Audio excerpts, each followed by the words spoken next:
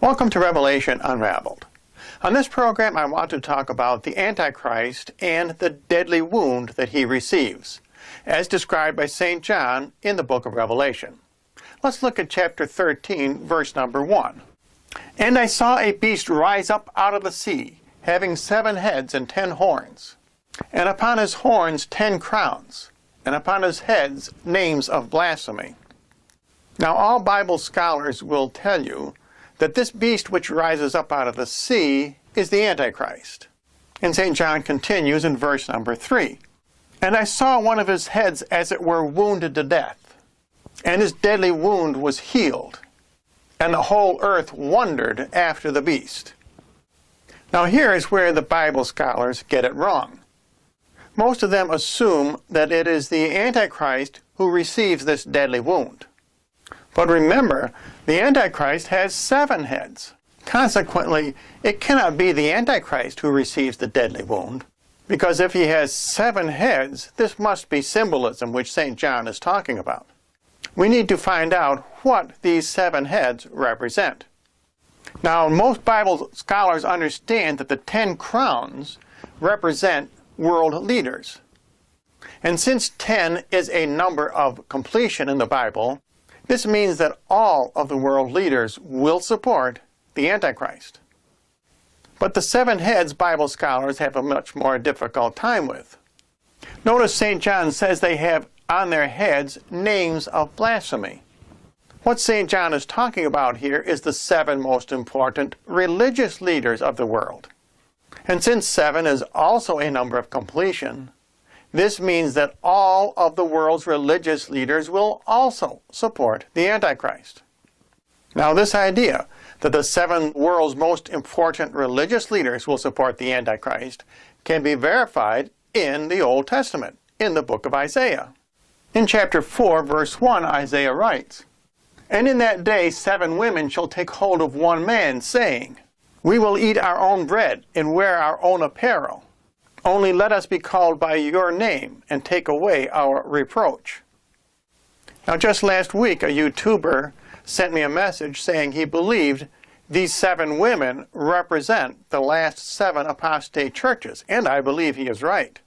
These are the same as the 7 heads with blasphemous names that St. John is talking about in Revelation. Now the one man who they take a hold of is the Antichrist. Again, the same as in Revelation. When they say they eat their own bread, that means they do not eat of the bread of life, that is Jesus Christ. When they say they wear their own apparel, that means they make up their own doctrines and dogmas, which are not Christian in foundation. Thus we see that both Isaiah and St. John are talking about an end-time situation where all the world's religions will support and work with the Antichrist, including Christianity and the apostate Catholic Church. Looking back at chapter 13, verse 3, I saw one of the heads, that is the heads of the Antichrist, one of the 7 leaders of the false religions, as it were wounded to death, and his deadly wound was healed. Now I'm going to suggest that one of his heads, that is one of the world's religious leaders, is undoubtedly his number 1 religious leader, and that is the false prophet. Let's look at verse number 11. And I saw another beast coming up out of the earth, and he had 2 horns like a lamb, and he spoke like a dragon. Now most Bible scholars recognize that this beast is the false prophet. And St. John continues, And he exercised all the power of the first beast in his sight, and he caused the earth and all that dwell therein to worship the first beast, whose deadly wound was healed. Now I admit, this sounds as if it might be the Antichrist whose wound is healed. But remember, it is one of his 7 heads whose wound is healed. We need to recognize that this deadly wound to one of the Antichrist's 7 heads is a phony wound. And I saw one of his heads as it were wounded to death.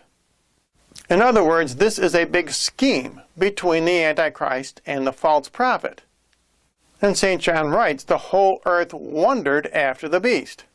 In other words, the false prophet is wounded to death, as it were, The Antichrist heals him and is therefore declared divine by the false prophet.